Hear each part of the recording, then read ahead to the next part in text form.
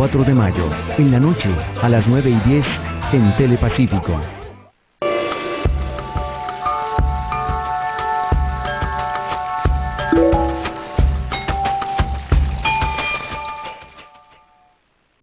A continuación, la hora del martillo. El siguiente programa es apto para todo público. No contiene escenas de sexo ni de violencia. Los menores de edad deben estar acompañados de un adulto responsable. Contiene closed caption. Muy buenas noches, bienvenidos a una nueva edición de la hora del martillo. Estamos en vivo y en directo, en la carretera y en movimiento, que es lo importante, transmitiendo aquí desde el Teatro Estudio de Telepacífico en Imbanaco. Y hoy vamos a tocar un tema muy importante para todos ustedes y para todos nosotros, el tema de las pensiones.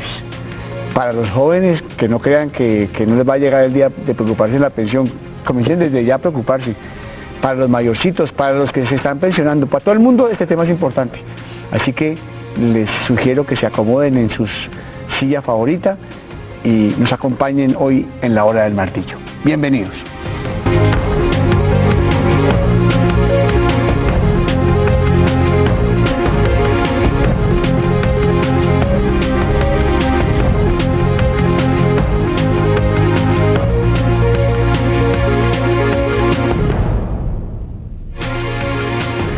Bueno, y para hablar de este tema de pensiones, tenemos tres invitados. Han llegado dos porque el tráfico de Cali no ha dejado que llegue la tercera, ya va a llegar.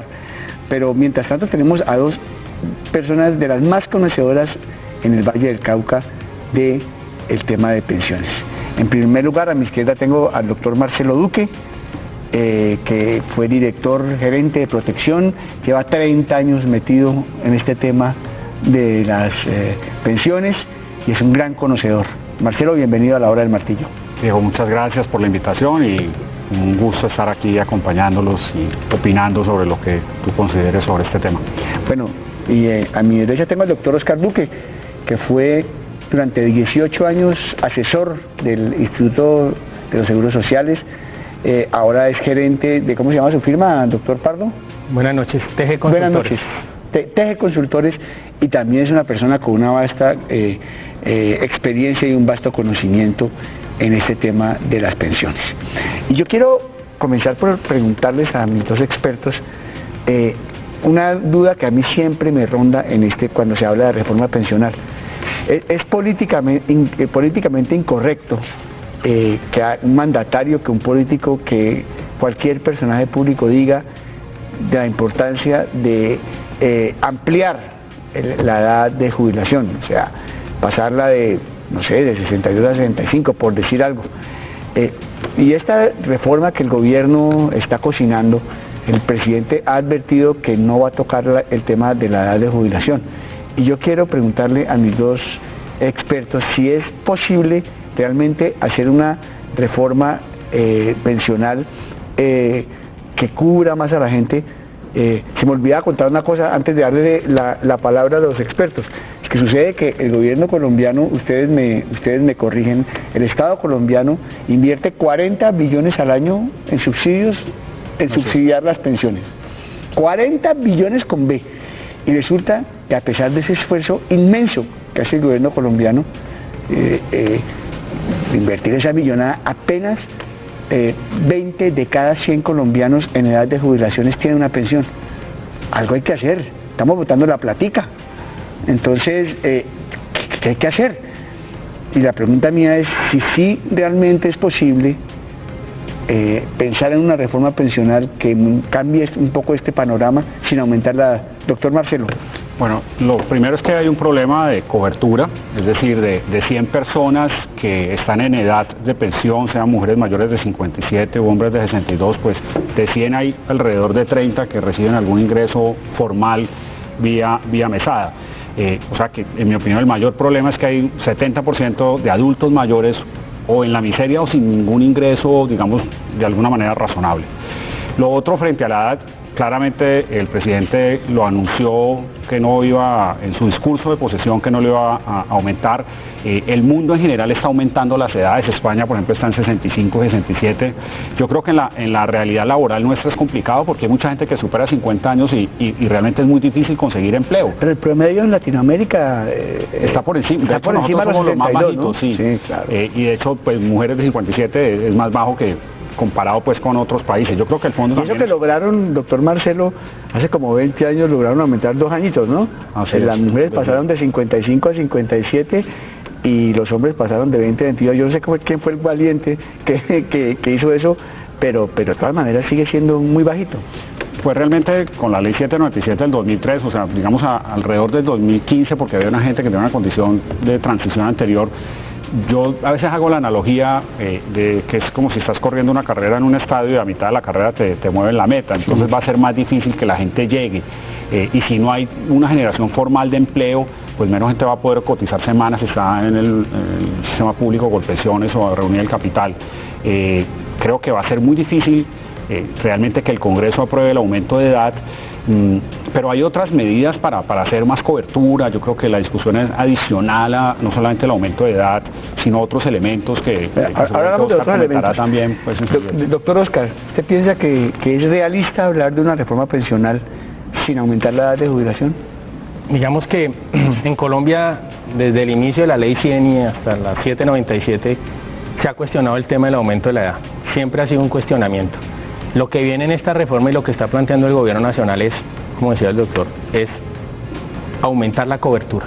El tema de cobertura es muy importante.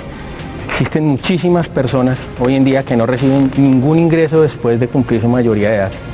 Entonces el tema de cobertura es importantísimo para poder conseguirlo. El tema de la edad siempre va a entrar a la discusión en cualquier reforma pensional. Pero en el mediano plazo eso va a cambiar. En el mediano plazo van a terminar aumentando la edad. Digamos que los cálculos actuariales que vienen haciendo los expertos, los matemáticos, siempre han apuntado que va a venir un incremento. Y lo que se viene viendo es que en el mundo las edades son mucho más elevadas. En otros países las edades, en mismo Latinoamérica la edad es más elevada. Pero sí se busca o sí se pretende en algún momento aumentar la edad. Pero la cobertura, como utilizando los BEPS, por ejemplo, como un mecanismo adicional. Ahora te nos cuenta, esa es una de las preguntas que tengo aquí. Okay, ¿Qué es esa vaina de los BEPS? No he podido entender qué es lo de los BEPS, los expertos me lo van a explicar. Doctor Marcelo, en el corto plazo vamos a aumentar la... ¿Cuál cree que sería la edad? Le pregunto a los dos. ¿Cuál creen ustedes que sería la edad ideal para, conociendo la población colombiana y la realidad nuestra, la edad ideal para que la gente se jubilara? Yo creo que es bueno precisar para los televidentes que no es el aumento de edad porque sí, sino que es el aumento de edad porque como la gente cada vez vive más años, hay un crecimiento exponencial de la expectativa de vida, pues al vivir muchos más años lo que tienes es que retrasar un poco cuando la gente termina su fase laboral e inicia su etapa como pensionado o jubilado. Entonces, lo que voy a pasar es discutir qué ha pasado en otros modelos en el mundo y es, se aumenta la edad pero no de forma inmediata, sino dentro de 15 o 20 años para que, digamos, se suavice el proceso. Claramente las centrales obreras y mucha gente se va a oponer. Yo pienso por otro lado que también hay medidas interesantes como puede ser que aumentes la edad, pero repito en 15 o 20 años o de otra manera no permitas que la gente, como sucede en España, tenga pensión y trabajo. Porque ahí al final estás un poco con los dos de dos mundos, ¿no? Pues entonces si yo me pensiono le dejo a las siguientes generaciones. Mucha gente se pensiona y sigue trabajando. Conozco gente de ya 20 años pensionada y entonces también le está quitando, digamos, un poco la opción a otros que vienen atrás un poco más jóvenes como la tuvieron ellos, ¿no? Entonces yo creo que la edad hay que discutirla, pero hay otras medidas, pues un poco como ahora el doctor Oscar lo decía, los BEPS creo que hay que comentarlo. Aquí están las preguntas, sobre todo, no me preocupa que aquí se les tiene. Aquí se les tiene. Voy a dar una pregunta un poquito como dura, pero más o menos ¿cuánto debe vivir una persona pensionada? O sea, para que el sistema sea rentable, ¿cuánto debe vivir una persona? 20 años, 25 años más o menos, ¿cuánto debe durar? La expectativa de vida del pensionado, según las cifras del DANE, las mujeres es de 31.6 años y los hombres es de 26 años en promedio que duran. Después de pensionarse. De pensionado.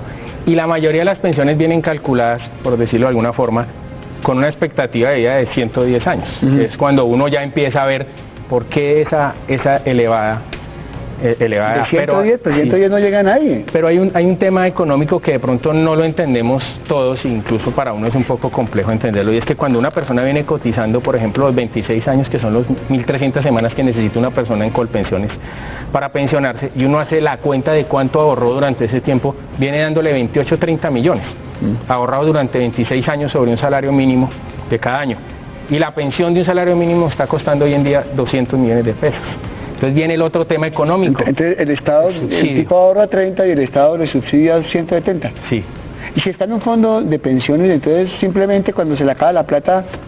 Ese también es algo que está mal informado. La gente cree que en los fondos privados de pensiones se pensionan hasta que la plata le dure, y tampoco es así. Ahí se compra una renta vitalicia y la renta puede costar eso, sino que el que no reúne su capital, existe un fondo de pensión de garantía mínima que le cubre a la persona para que tenga una pensión, por lo menos de salario mínimo. Entonces cuando uno empieza a ver estos números, nace nuevamente la pregunta, hay que aumentar la edad, porque si en ese lapso de tiempo solo ahorramos ese poco, si en ese lapso de tiempo nos van a subsidiar unas pensiones o nos cobran más el porcentaje de cotización como en unos países existe, o aumentamos la edad para cubrir ese déficit. Entonces, digamos, como no todos nuestros televidentes saben, conocen el tema pensional, hay una pregunta que voy a hacer sobre el tema de las mujeres, pero voy a esperar que esté nuestra experta aquí sentada para que haya equidad. Bueno, no, el tema es que en Colombia hay dos regímenes de pensiones, ustedes me van a corregir, dos regímenes de pensiones, uno el de ahorro privado y el régimen de prima media. El de ahorro se liquida con base en lo que uno ahorra, que es el que está en los fondos privados, sí. Y el de prima media es promedio. Es un promedio y ese es el que subsidia el gobierno, más o menos así. Exacto. En los fondos privados la pensión depende de lo que la persona viene ahorrando durante su vida laboral, y en algunos casos cuando la persona estuvo en Colpensiones, del bono pensional y de los rendimientos que genera ese bono. Entonces con ese dinero, con unas semanas cotizadas se calcula. En Colpensiones se calcula, primero cumpliendo con las 1.300 semanas la edad, 62 y 57, que para los fondos privados es la misma, pero se promedia el salario de los últimos 10 años y se da un porcentaje, una tasa de reemplazo, que es un porcentaje que le va a permitir generar, dependiendo del número de semanas superiores a las 1.300, y el salario. Entonces es totalmente distinto a la forma como se calcula una pensión de otra. Por eso fue el tema hoy en día, el boom de la doble asesoría, porque muchas personas salían a correr yéndose a los fondos o yéndose a Colpensiones pensando que era lo mejor. La doble asesoría es importantísimo porque uno tiene que asesorarse bien de qué le conviene. Créame, y esto no es, el doctor me corrige, no a todo el mundo le conviene Colpensiones. No a todo el mundo. La creencia es que a todo el mundo le conviene Colpensiones. Esa es una pregunta que tengo ahora. No se me adelante, porque tampoco me mató. Ahora les voy a preguntar a quién le conviene el fondo privado y a quién le conviene Colpensiones. Hay una pregunta que yo quiero hacer aquí, pero vuelvo y repito, ahora que le demos el paso a nuestra experta, que ahora cuando vengamos de comerciales estará con nosotros, que es el tema si se debe equiparar la edad de pensión entre hombres y mujeres. Pero espere, porque es que eso vamos a tener aquí a nuestra experta para que las mujeres tengan voz. ¿Por qué no me explican qué es esa vaina de los BEPS? Yo quisiera brevemente hacer una mención a que no solamente la discusión es una reforma de la edad, también podría uno utilizar otros instrumentos, como por ejemplo el promedio, como lo decía ahora el doctor Oscar, son 10 años hoy, pero tú puedes ampliar el rango, como lo está haciendo el mundo en general. Entonces al ampliar el rango bajas el promedio. El promedio es el promedio 10 años, sobre el cual se eligía la pensión. Exacto, los últimos 10 años en de el fondo cotización. público al final es 10 años o toda la vida, lo que más le convenga a la persona. Ajá. Y hay un principio de favorabilidad y bueno, en fin. El asunto es que pensando en acciones concretas adicionales, uno podría decir, en vez de 10 años amplió a 20. Entonces al ampliar el rango bajas el promedio, por tanto bajas la mesada. Yo, por ejemplo, desde cómo me pensiono, desde la investigación, nosotros creemos que esa es una medida que es impopular, pero que también el otro discurso importante es, al final, si tienes solamente de 130 personas o el 30% pensionado, pues uno que dice, con los mismos 41 billones hay que llegarle a más. ¿Qué significa eso? Pues que le vas a dar a más menos. Claro. Habrá unos que no les gusta eso, pero bueno, eso es la generalidad de la cobertura. Eso, ¿no? Es lo que llaman la equidad. Bueno, vámonos a comerciales, a unos mensajes muy importantes y volvemos ya con nuestra nómina completa. Regalo perfecto para mamá lo encuentras en el Templo de la Moda. Aprovecha blusa 15.900. Estos y muchos regalos más para mamá en el Templo de la Moda. Prendas hechas por madres colombianas. Con el fin de disminuir la presión sobre el oso andino y las zonas donde habita, varias instituciones públicas y privadas han unido esfuerzos para su protección y conservación en la vereda Las Camelias del corregimiento de Cremal. Más detalles de este trabajo en la historia de hoy. Cuentos Verdes, de lunes a viernes a las 12:50 p.m, con repetición a las 8:30 de la noche, por Telepacífico. Seguimos con La Hora del Martillo.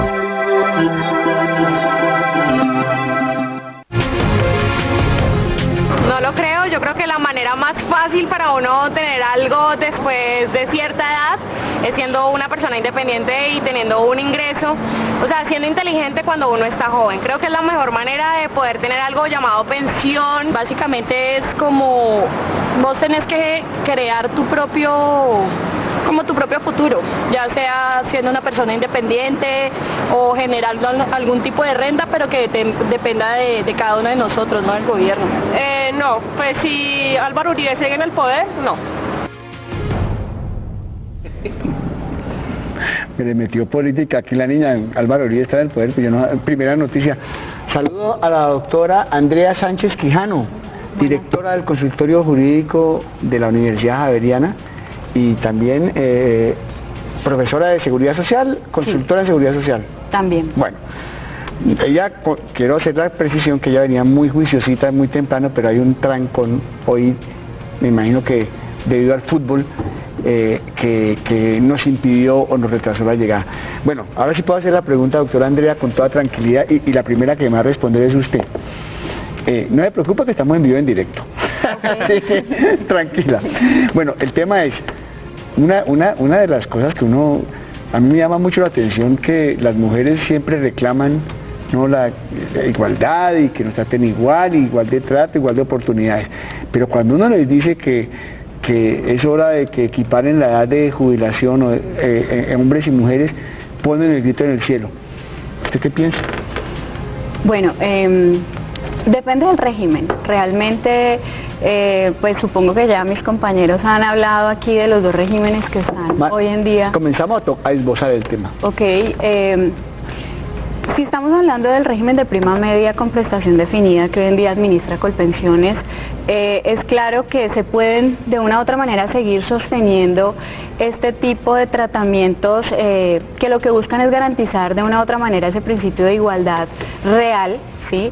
Reconocer de una u otra manera que las mujeres se incorporan de una manera distinta al mercado laboral y que debido a todo lo que implica e impacta su desarrollo familiar, pues se retiran del mercado laboral, y ese es básicamente el reconocimiento que se hace desde la ley cuando se establecen estas diferencias de edades, ¿sí? ¿Qué pasa en otras partes del mundo? ¿Eso es así en la mayoría de países o cómo funciona eso? Los han ido igualando realmente. Los han ido igualando. Porque además las mujeres, digamos que hay un asunto que es, con todo cariño y respeto hacia el género femenino, es curioso. Indudable. Y es el hecho de que hay menos edad, pero las mujeres viven más tiempo. Sí. O sea, hay mayor longevidad. Entonces, eso es curioso porque las mujeres dicen, claro, pues que yo soy mamá, el parto, la lactancia, me toca llevar las cosas del hogar y me toca más. Y es verdad, a las mujeres, aunque hoy en día los hombres colaboramos mucho, o muchos hombres colaboramos mucho. Aquí la doctora Andrea se ríe, pero viven más que uno. Eso, el dato, la estadística lo dice, el promedio, la expectativa de vida para los hombres en Colombia creo que está en 78 y en las mujeres como en 82. Exactamente. Entonces, además se jubilan más rápido y viven más, pues nos sale más costoso. Además hay un punto de pronto, y discúlpeme, es que en el tema laboral, hace muchísimos años las mujeres no estaban, también lo digo con todo respeto, tan posicionadas como están hoy en día. Entonces, hoy en día la mujer está en los cargos que no se veía hace muchísimos años. Directora jurídica, la Javeriana, ¿verdad? Digamos, entonces ya se igualaron, y es que suena horrible, por eso ofrezco excusas, ese tema se igualaron con el hombre cuando pues la igualdad no debería de verse por ese lado. Cualquier mujer puede hacer la labor de un hombre y cualquier hombre puede hacer la labor de la mujer. Entonces cuando llegan a esa igualdad, empiezan a pensar en también igualar las edades de pensión. ¿Usted qué piensa? ¿Se debían igualar? Pues yo personalmente, no porque esté la doctora aquí, personalmente pienso que hay un tema, si uno lo va a ver por el tema económico y por el tema, en el tema de pensiones, debería haber una igualdad en las edades. Pero también es cierto que las mujeres, por el tema maternal, y por ese esfuerzo adicional que hacen, digámoslo de alguna forma, pues sí deberían tener una prelación por debajo, pero es que está muy marcada, la verdad es que está muy marcada hoy en día. Y uno lo ve con la expectativa de vida de la mujer pensionada, 31.6 años versus los 25. Pues claro, porque además hay un problema. Miren, las cuentas son muy fáciles, se jubilan a los 57 y la expectativa de vida es de 88, pues reste. Pero hay un tema 31. curioso, que en Colpensiones les exigen 1.300 semanas y tienen menos tiempo para cumplir esas 1.300 semanas. Entonces muchas mujeres que entraron a la vida laboral tarde tienen que seguir trabajando para completar las 1.300 semanas y poderse pensionar. Poniendo un ejemplo que no es de todas, pero sí. Entonces que terminan trabajando hasta los 60, 62 para completar las semanas. Entonces existe también ese tema de desigualdad.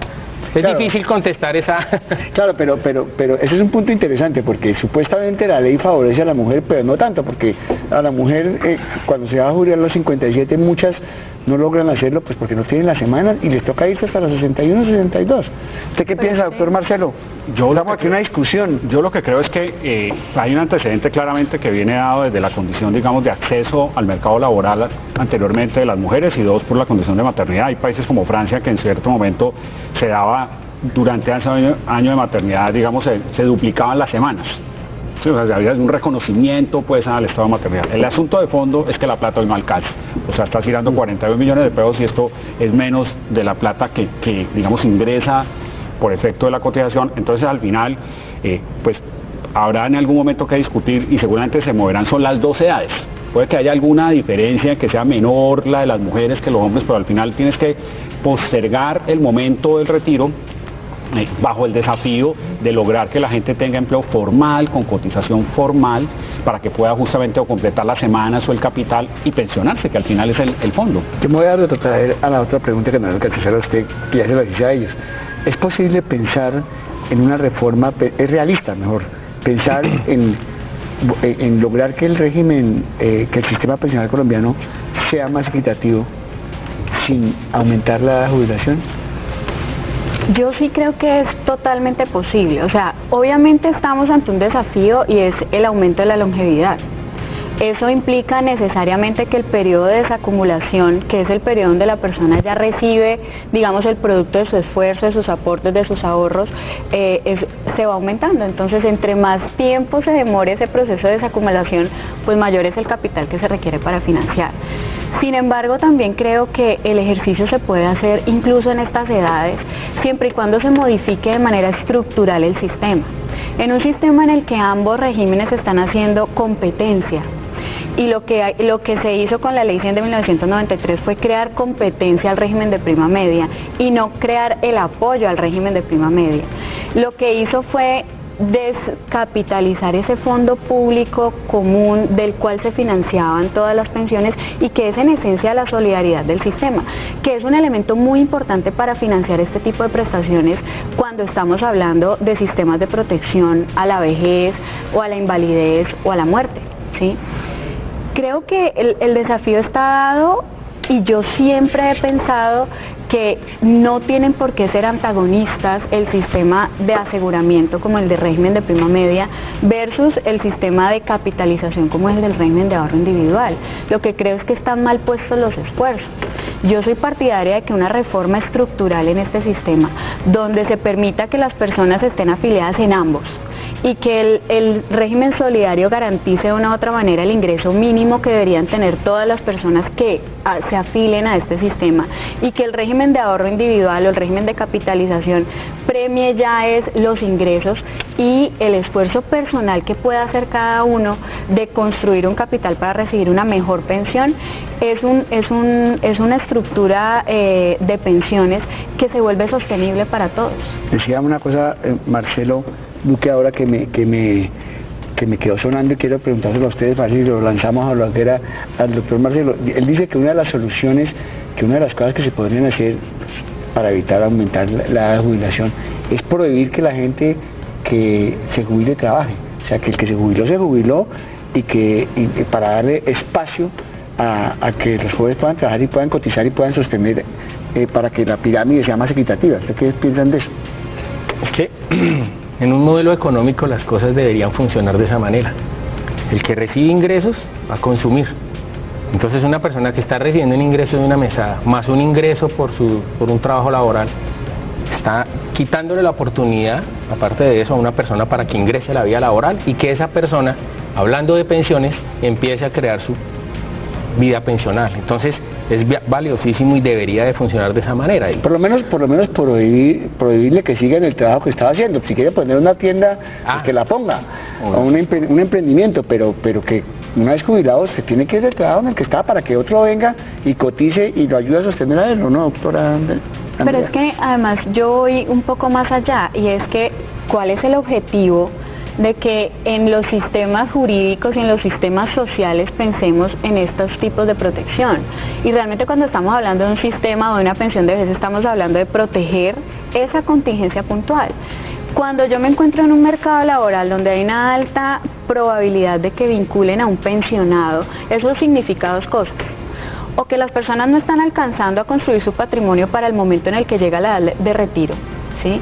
O que las personas están pensionando muy jóvenes porque todavía tienen alientos para seguir trabajando. O que son muy agalludos, Venga, que tengo un compromiso comercial muy importante, nos vamos para él, y cuando volvamos seguimos hablando de este tema tan interesante, y me van a contar estos expertos que son los BEPS, que no he podido entender qué es esa vaina de los BEPS. Vámonos a los comerciales.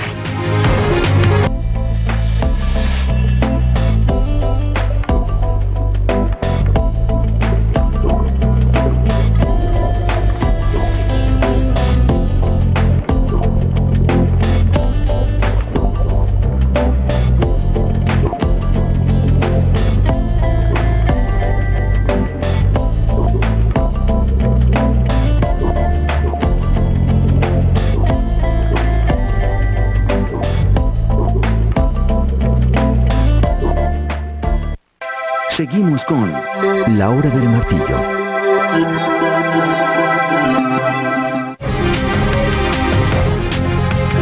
Estamos expuestos a que no tengamos estabilidad laboral, y para rematar, pues nos pensionamos a muy larga edad. La situación de Colombia es muy diferente a los otros países, donde tú tienes buena seguridad. En cambio aquí en Colombia cada vez es más y más difícil. Lo estoy pagando, pero falta ver si no corre más la edad, porque ahorita estamos en 62, pero están peleando para que sean 65 años. De aquí que cumpla esa edad, ¿cuántos años más habrán avanzado para eso? Hay mucho escepticismo de la gente joven de que logre pensionarse. Bueno, explíquenme en español, en cristiano, ¿qué es eso de los BEPS?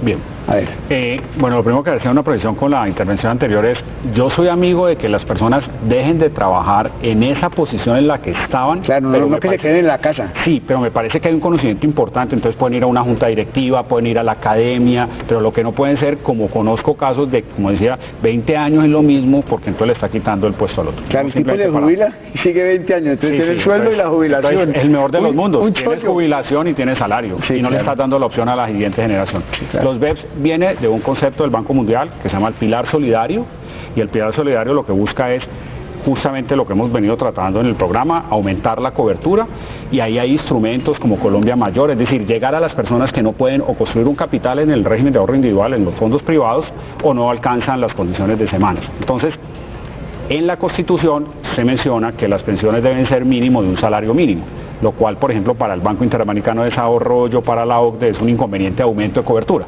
porque es costoso en términos de un modelo pensional tener mesadas mínimo de un salario mínimo. Entonces, los BEPS, en mi opinión, se resumen en un intento de aumentar cobertura, pero no tener que pagar un salario mínimo por parte del Estado, sino que yo pueda ahorrar si soy lotero, si vendo chontaduro, o sea, digamos de unos ingresos. ¿Quién accede a los BEPS? ¿Eso es un ahorro? Eso es ¿Uno cotiza en un BEP? ¿Cómo funciona eso? Eso es un pago mensual que tú haces de acuerdo a tu capacidad, y el gobierno o el Estado te ayuda cuando llegas a la edad con un auxilio para que recibas 100, 200 mil pesos. No es una mesada. Es un valor inferior, pero en mi opinión tiene algo ganador, es que estás tratando de que se reciba algo para la adulta, que no es, repito, un salario mínimo, pero es algo para la adulta. Entonces busca aumentar cobertura y darle a la gente de cierto nivel de ingresos hacia abajo algún tipo de, digamos, de ingreso para la vejez. ¿Quiere agregar algo? ¿O estuvo bien claro? Sí, lo único también es que, pues digamos que este sistema BEP se vuelve importante ante la frustración pensional. Es decir, allí no solamente llegan quienes van a ahorrar en su época productiva y de pronto por no tener ingresos, al menos de un salario mínimo, no van a poder pertenecer al sistema, sino también llega quienes, habiendo tenido un empleo formal, habiendo tenido la posibilidad de ahorrar, al final de su vida laboral se encuentran con que no van a poder garantizar una pensión. Entonces pueden escoger y pueden tomar la decisión de que su ahorro, su indemnización sustitutiva o su devolución de saldos pase al sistema de BEPS, y de allí les dan una renta vitalicia con el subsidio que otorga el Estado. Es una pregunta importante. ¿Qué pasa si una persona cumple 62 años y no alcanza las 1.300 semanas? Pierde la plata, se la devuelven. ¿Qué pasa? No, el que quiera. Ahí hay dos figuras, por ejemplo, la digo porque en los dos regímenes se diferencia. En los fondos privados, si no llega al cumplimiento de las semanas o del capital mínimo para una pensión, tiene derecho a que le hagan la devolución de saldos, que es lo que tiene ahorrado en su cuenta junto con los rendimientos. Y en Colpensiones, si no llega a las 1.300, recibe la indemnización sustitutiva, que decía la doctora. La gente puede coger esa indemnización y en vez de devolverla... ¿Y hay un promedio o eso depende de lo que uno cotizó de la semana? Digamos que ese cálculo proviene de los aportes en vejez. Ahí no le devuelven ni los riesgos de invalidez, ni los riesgos de muerte, ni la administración, porque eso se causó. Entonces solo le devuelven el porcentaje de vejez, más actualizado que en Colpensiones. En los fondos privados esa devolución de saldos es mucho mejor.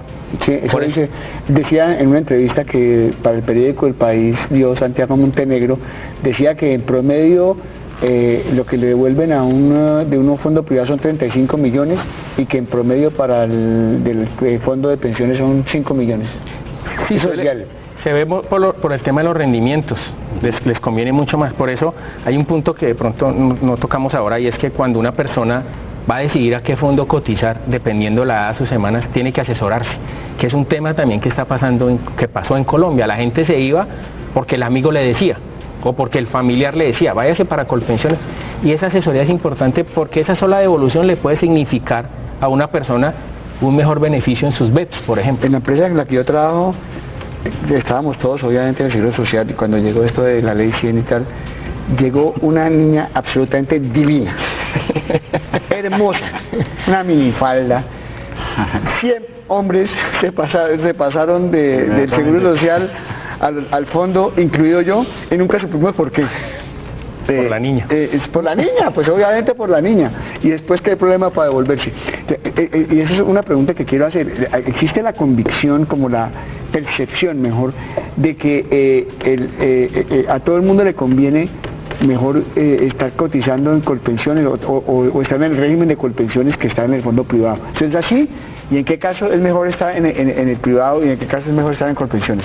A ver, doctor Marcelo. Bueno, nosotros... Si están de acuerdo, caigan a la yugular, por favor. Nosotros somos de la idea, desde la imparcialidad, de que hay casos claramente que convienen Colpensiones y otros donde convienen los fondos privados. Por ejemplo, ¿a quién le puede convenir un fondo privado? Quien llega tarde a la cotización, es decir, por ejemplo, un médico estudió aquí, se fue al exterior, no cotizó, entonces cuando llega a cotizar tiene 40 años de edad, por ejemplo, un hombre, entonces pues no a los 62 no va a tener las semanas. Okay. En ese caso. Pero hoy, el año pasado, este dato es importante para los televidentes, creo yo, se pasaron de fondos privados a Colpensiones, según la Superfinanciera, 168.000 personas, en sentido contrario 10.000. Lo cual demuestra que las personas están migrando masivamente. A febrero van 17.000 a Colpensiones versus 175. ¿Qué pasa? Muchos de esos, otro estudio que hizo el Ministerio de Hacienda dice que solamente el 50% se van a pensionar en Colpensiones. Entonces, ¿qué hay que ver? El estado civil, el número de semanas, el capital que hablábamos hace un rato del bono pensional para quienes están en un fondo privado. Yo creo, y en eso coincido con Oscar, que la realidad hay que verla sobre la especificidad individual y familiar, si hay hijos con discapacidad, que lo llamen a ellos. Sí, una serie de actividades, y al final que tome una decisión consciente. Hay un instrumento por la ley que es la doble asesoría, pero que la gente se asesore. Creo que si hoy una persona que está empezando en la vida laboral, mis hijos todavía estamos en el colegio, pero si estuvieran empezando a trabajar, yo los afiliaría a un fondo privado, porque de lejos les va a tocar muy distinto a lo que como es hoy Colpensiones. va a ser más bajita la mesada en el fondo público en el futuro, distinto a un señor que está muy joven pero que tiene 50 años, que tiene otro panorama de perspectiva. Sí, o sea, hoy las mesadas son un valor, pero en 20 o 30 años en el fondo público tienen que ser distintas, si no nos va a pasar lo de Grecia, que nos quebramos, porque las mesadas son costosas, es decir, el sistema. ¿Qué piensa usted, doctora Andrea? Yo pienso que hay unos rangos, es decir, al grueso de la población, teniendo en cuenta la estructura laboral en la que estamos nosotros parados, y es que la mayor parte de la gente vive de su renta laboral, y lo que va a necesitar es un reemplazo de ese ingreso laboral. Le conviene estar en Colpensiones porque casi todos hacen parte de esa franja de ingresos medio bajos, ¿sí? Y estas personas pueden lograr una pensión medianamente parecida a su ingreso laboral en esta opción. Pero también creo que hay dos extremos donde les favorece más estar en el fondo privado. Los extremos son las personas de muy altos ingresos, que además no son trabajadores sino empresarios y que no les interesa vivir de una pensión porque resulta que su dinero ellos lo invierten y lo vuelven más capital al final. Y en esta modalidad de ahorro hay diversas maneras en las que ellos pueden recibir esos capitales de una mejor manera, de una manera más consensuada y más flexible. Eso les permite hacer inversión. ¿Usted en un fondo, por ejemplo, puede decir que le entreguen toda la plata de una vez? No. Siempre y cuando se cause pensión, es decir, siempre y cuando ese capital financie una pensión, a usted le van a devolver ese capital en forma de mesada pensional. Lo que sí existe es una cantidad o un portafolio muy grande de las formas en las que ese capital se vuelve mesada pensional. Entonces yo puedo escoger y dejar una renta vitalicia pequeña y quedarme con un retiro programado donde me van a devolver en un tiempo específico ese dinero y puedo hacer inversiones con ese dinero. ¿Sí? Hay excedentes de libre disponibilidad donde ese dinero sí me lo van a entregar todo.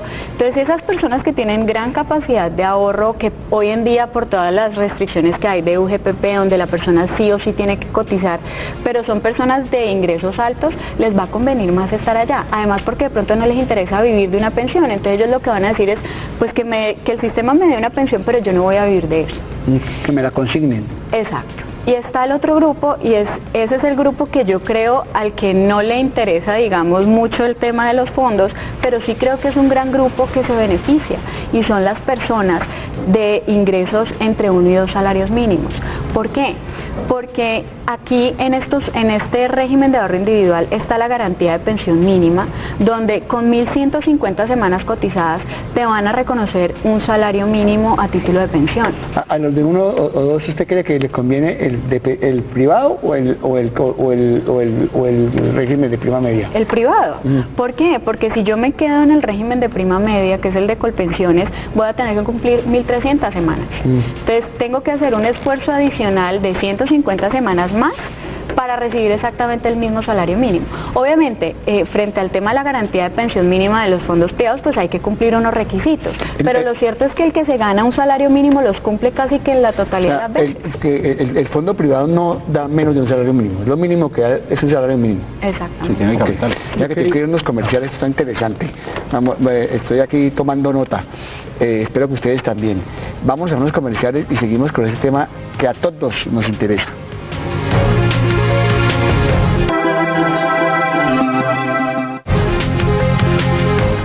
Ahora los jóvenes estamos pensando más como en invertir, sacar proyectos adelante, que sean de nosotros mismos y hacer un ahorro diferente a, digamos, estar cotizando una pensión. En lo personal sí creo que de pronto sí me pueda alcanzar a pensionar, depende pues de que las cosas en el país cambien para bien, ¿no? O sea, todo depende del gobierno y más con el tema pues de la expectativa de vida, pues supuestamente la pensión debe ser a una edad mayor, lo cual no creo que sea pues tan cierto como lo dicen los estudios. Bueno, doctor Oscar, estamos en el tema de cuándo le conviene a uno un fondo privado y cuándo le conviene el régimen de prima media Colpensiones. ¿Usted qué piensa al respecto? Pues yo estoy de acuerdo con los panelistas en que existen unos rangos globales de personas que les conviene más un fondo privado o les conviene más Colpensiones. Pero lo que uno... Yo quiero hacer una precisión que usted la está haciendo off the record, pero yo la quiero hacer en vivo, en cámara. esto no es una consulta, no es que se vayan mañana a salir de Colpensiones o meter, estos son conceptos. Evidentemente cada persona cuando esté llegando a la edad de jubilación o cuando falta de edad tiene que ir a asesorarse. Estos son unos parámetros y una ilustración general como para que uno sepa para que sepamos a qué atendemos. Precisamente en esa parte en la consulta. En esa parte iba a concluir, y es que para uno entender qué régimen le conviene más, hay que hacer un análisis individual. Porque es que depende número de semanas cotizadas, núcleo familiar, edad y también la expectativa que tenga cada una de las personas. Entonces, uno no podría, y eso es un concepto personal, TG Consultores ha pensado que la asesoría se hace de manera individual. Marcelo lo decía hace un momento, es individual. Uno cree que algunos nichos de personas, como Orlando lo decía, le puede convenir esto, convenir. Hay personas que no tienen bono pensional hoy en día en los fondos privados. Esas pensiones, su ahorro es mínimo. Hay personas que tienen un bono pensional altísimo, entonces esas cuentas de ahorro individual están robustas con un buen capital para manejar una pensión. Entonces, el hecho es que uno tiene que revisar de forma individual cada caso, asesorarse muy bien de su caso, de su situación pensional y de su vida para tomar una sabia decisión. Y lo mencionamos hace un momento, hace 2 o 3 años se ha empezado a manejar el tema de la doble asesoría cuando antes no existía. La gente se iba y se trasladaba a los fondos, recibían, Colpensiones recibía. Hoy es obligatorio que la persona que se va a trasladar antes de los últimos 10 años para llegar a la edad de pensión, o sea, los hombres antes de los 52 y las mujeres antes de los 47, pedir la doble asesoría para que Colpensiones y el fondo privado le hagan una recomendación de qué le conviene más, le hagan una proyección, cómo le iría en el fondo privado, cómo le iría en Colpensiones y tome una decisión de acorde con la categoría de cada uno. Bueno, hemos hablado la mayoría del programa para esos pocos privilegiados que tienen la expectativa por lo menos de que se van a obtener una pensión. Yo quiero preguntarle a cada uno de mis panelistas, ya pensando un poquito más macro, ¿qué medidas se pueden tomar si no es aumentar la edad de jubilación para que más gente se pueda jubilar? ¿Cuáles pueden ser 3 o 4 medidas que el Estado pueda tomar para que lo que hoy le llega al 20% de las personas que están en la jubilación le llegue por lo menos a la mitad? Doctor Marcelo. Yo creo que 3 o 4 cosas. Lo primero es, definitivamente el sistema público debería garantizar, o sea, que no haya hoy que escogen uno u otro, sino que coexisten. Entonces, un sistema público que garantice una mesada, digamos un piso de mesada de un salario mínimo para muchas personas, y de ahí en adelante quienes tengan mayor ingreso pues harán un esfuerzo mayor para que vía, por ejemplo, un fondo de pensión obligatoria ahorren. Yo creo que eso es importante. Lo otro es quien esté en el fondo público en un modelo de transición, es decir, de aquí a 15 o 20 años, pues va a tener seguramente unas condiciones de cálculo como las que están, pero si no coexisten, habrá que reformular cómo se calculan las mesadas. Una mesada hoy de 11 millones de pesos puede costar actuarialmente 3.000, 4.000 millones de pesos, y con esa plata le das pensión a 50, entonces uno debería cambiar la fórmula de cálculo, es una estructura distinta. Lo otro es, yo creo que vale la pena también pensar cómo en los fondos privados se puede dar una pensión mejor, o si eso no es posible, cómo se cobra una comisión que sea más equitativa para el afiliado, que hoy hay una gran molestia de los afiliados. Entonces, esos 3 o 4 acciones yo pensaría que de entrada uno las debería discutir distintas al aumento de edad. Es decir, mucha gente tiene la expectativa de que cuando se jubile va a tener el mismo ingreso que tenía cuando trabajaba. Eso no es realista, ni es rentable. Ni en ninguna parte del mundo, porque a veces la gente aquí dice es que las pensiones en Estados Unidos son mejores. Eso no es cierto. Es un término que usa Oscar, que es la tasa de reemplazo. Yo me gano 1.000 y reemplazo esos 1.000 por 500, que es la jubilación o la pensión. No, en Estados Unidos la tasa de reemplazo es el 34%. Aquí es entre el 55 y el 80%. Las pensiones en Colombia, que es como se debe medir porcentualmente, son mejores que en muchas partes del mundo. O sea, en Estados Unidos la gente en promedio se jubila con el 40% del sueldo. Y aquí entre el 55 y el 80. O sea que aquí es mejor, aquí es mejor, sin duda. Y en otras partes no son 10 años, sino 15 o 20, entonces las mesadas son más bajitas. Nosotros tenemos un buen sistema, tenemos un problema de cobertura.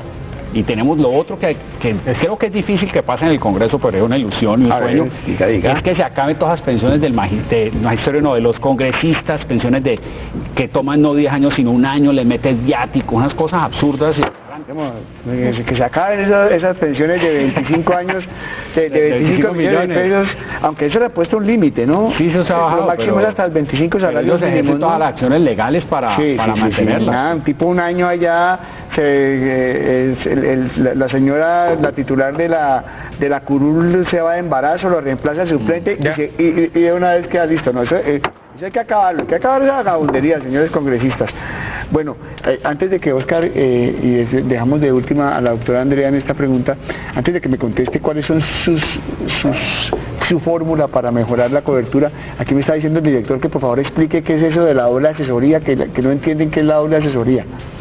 Ok, la doble asesoría es un decreto que sacó el gobierno nacional, donde está obligando tanto a los fondos como a Colpensiones como al afiliado a que antes de ejercer el derecho a trasladarse de régimen tiene que pasar por ambas entidades, tanto por Colpensiones como por un fondo privado, y exigir que lo asesoren, que le expliquen cómo va a ser su futuro pensional, para así tomar una decisión de cuál es la conveniencia o no. Eso no se estaba presentando antes. Entonces la gente, vuelvo y digo, la gente se trasladaba sin conocimiento, solo por el comentario, por el boom, por las noticias de televisión, porque el seguro se iba a acabar, porque las tasas de los fondos no rentaron, entonces la gente salía corriendo y se trasladaba, o porque el amigo le dijo, hoy en día es obligatorio hacer la doble asesoría. Entonces eso va a permitir que los colombianos no cometan errores, y es obligatorio, o sea, esto no es que si lo quieren hacer. En el momento del traslado, si van a trasladarse, le dicen, no puedo trasladarlo hasta que usted no tenga su doble asesoría. Bueno, ahora ¿cuál es su receta, pues? Bueno, esa receta para aumentar la está cobertura. Bastante complicada. Más que para mejorar el modelo pensional, nosotros consideramos, primero compartiendo todo lo que dice Marcelo, porque es que eso no es algo oculto, eso es una realidad. Pero una parte fundamental es la cobertura. Es que el tema de cobertura también nos está afectando mucho. Hay mucha informalidad. Laboral. Okay. Y cuando la gente tiene un puesto de empanadas o de arepas en la esquina, no cotiza en la seguridad social. No cotiza. Y hace unos años les cortaron, digámoslo de alguna forma, el tema de que pagaban pensión y no pagaban salud, entonces podían llegar. Hoy en día es obligatorio pagar salud y pensión. Entonces la gente, cuando tiene una informalidad, es muy complicado sacar para pagar sobre un salario mínimo, estamos hablando de 245.000 pesos mensuales. Entonces una persona que recibe un salario mínimo tiene que sacar 245 para salud y pensión. Entonces ¿qué hacen? No pagan pensión y pagan salud. Entonces queda el problema volviendo a la vejez. Hay que fortalecer los BEPS. Vea que el tema de los BEPS para mucha gente no es claro, pero le ayuda muchísimo a aquella persona de bajos recursos que no logró una pensión, lo que hablábamos, que coge un capital y no sabe qué hacer con eso, puede invertirlo, recibe por debajo del salario mínimo, pero va a recibir un ingreso. Va a recibir un ingreso y por lo menos ya va a contar con el gobierno da un subsidio al BEP, ¿no? Usted pone una plata y el gobierno pone otra. Sí, y se fortalece más, eso está dentro del plan de la Plan Nacional de Desarrollo, incluso lo hablaron. Lo que pasa es que lo volvieron obligatorio y eso asusta a la gente. Entonces salga a correr y pida su indemnización, o si no se la metemos en BEPS, pero si no le explican primero a la persona que son los BEPS, ¿qué dice la gente hoy en día? Me van a robar mi platica. Fuera de que no me dan una pensión, me la van a quitar. Entonces hay que educar en el tema de los BEPS, entonces la cobertura de los BEPS, y yo pienso que hay otro tema, y si es la igualdad en los regímenes. Tiene que haber un tema de igualdad porque la competencia de alguna forma está desacreditando muchísimos procesos, está evitando que las personas tomen conciencia de que el tema pensional es algo que nosotros construimos para futuro. La igualdad podría ser por el camino del que habla el doctor Marcelo, que es régimen de prima media hasta determinado salario y de ahí para allá todo el mundo a fondo privado. Y hay un punto que muchos desconocen, y es que cuando uno está pagando la pensión tiene unos seguros cubiertos por una invalidez y una muerte. Entonces la gente, como hablan los muchachos que mostraban la nota hoy, nunca me voy a pensionar, pero qué bueno que todos llegáramos a pensionarnos por vejez. ¿Cuántos casos nos ha tocado a nosotros revisar de personas de trabajo, una invalidez y nunca cotizaron? Entonces, ¿qué tienen que irse? Para su casa sin una pensión de invalidez, siquiera. Peor, la persona que fallece y no dejó a su familia cubierta. Entonces, es también una educación de que el país entienda que la pensión no es que el gobierno los esté obligando, es que es en beneficio de la persona y de su núcleo La familiar. pensión es como el casco de la moto. Uno no la debe usar para que no lo multen, sino para beneficio propio. O comprar un casco de los baratos. Me decían cuando yo Claro. también usaba moto, compre un casco, ¿y cuánto vale? ¿Cuánto vale su cabeza? Sí, claro, por Dios. Ah, no, entonces deme el más caro. Claro. Perdón. Doctora Andrea, se me está acabando el tiempo, su receta rapidito. No, yo comparto plenamente todas las teorías que se han planteado aquí. Una adicional y es flexibilizar los BEPS. Yo creo que en este momento el mercado de BEPS está muy restringido a las personas que carecen de capacidad para pertenecer al otro sistema. Entonces, de una u otra manera hay una rivalidad entre BEPS y sistema general. Yo pienso que después de que la persona esté en el sistema general, cualquier mecanismo de ahorro que sirva para proteger la vejez, pues va a ser bien recibido. Y ese sistema que es solidario también, de una u otra manera, se va a fortalecer. Entonces, ¿por qué no permitir que el que se gane 2 millones de pesos pertenezca al sistema general de pensiones, pero también que si quiso y pudo ahorrar algo en sus BEPS, pues pueda construir un capital? Yo creo que es que el sistema como está concebido le ha entregado la responsabilidad a otros, pero jamás le han asignado la responsabilidad de construir la pensión al usuario mismo. Anteriormente era el empleador, las entidades del Estado, ahora se les entregamos un sistema, pero nunca nos han dicho, mire, es que el responsable de su pensión y de la construcción de su pensión es usted. Uno entrega eso y se echa la bendición y que mi Dios nos coja persinados. Yo tenía 6 preguntas, me quedaron a ti. No, vamos a tener que hacer otro programa de esto porque 6 preguntas. Una pregunta que yo tenía aquí, no sé si lo alcancemos a hacer, es el tema del salario, porque hablábamos de la formalidad. Entonces, uno de los problemas que mencionaba alguien que cuestionamos en el periódico es la inflexibilidad del salario mínimo y que se debía establecer un salario mínimo por regiones para que la gente pues tenga acceso a ese salario mínimo y que pueda cotizar sobre ese salario mínimo. ¿A ustedes les suena esa idea, doctor Marcelo? Yo creo que para aumentar el número de personas, el salario mínimo el número de personas pensionadas se vuelve un problema porque le cuesta mucho al Estado. Yo creo que en la medida en que, coincido con Andrea, se flexibilicen los BEPS, simplemente quería dar una idea adicional, es muy importante incentivar el ahorro, o sea, beneficios tributarios directo al ahorro de largo plazo, para que la gente se motive a ahorrar para el largo plazo. Se me acabó el tiempo. Ay, pero voy a dar... Es que hubo 2 cosas que me gustaron. Todas me gustaron, doctor Oscar, las suyas también, pero me quedan 2 frases así de último momento. Una es que el ahorro, la pensión es problema de uno. Eso no es problema de ni el fondo, ni el gobierno, es problema de uno. Me gustó lo que dijo el doctor Oscar, un llamado a los muchachos. Ojo que si usted no está pensionado y le pasa algo, te toca irse para la casa sin un peso. Si está cotizando para pensión, tiene una pensión de invalidez. Y de lo que dijo el doctor Duque, me pareció muy importante, ya me olvidó ahora. ¿Qué fue lo que dijo? Por ejemplo, ahora lo último de la iniciativa al ahorro, yo creo que... Claro, ya me acordé. El tema del ahorro. Es muy importante que la gente piense en la vejez y que ahorre para la vejez, porque cuando uno tiene 28 años se cree que es inmortal y que no sabe envejecer. No, señor. Si sabe envejecer, ahorre para la vejez y piense en la vejez.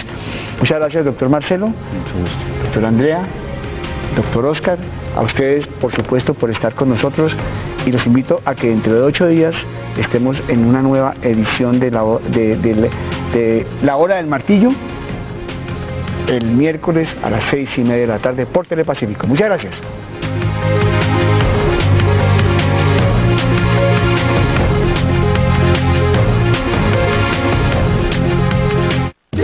A continuación, bajo el mismo cielo.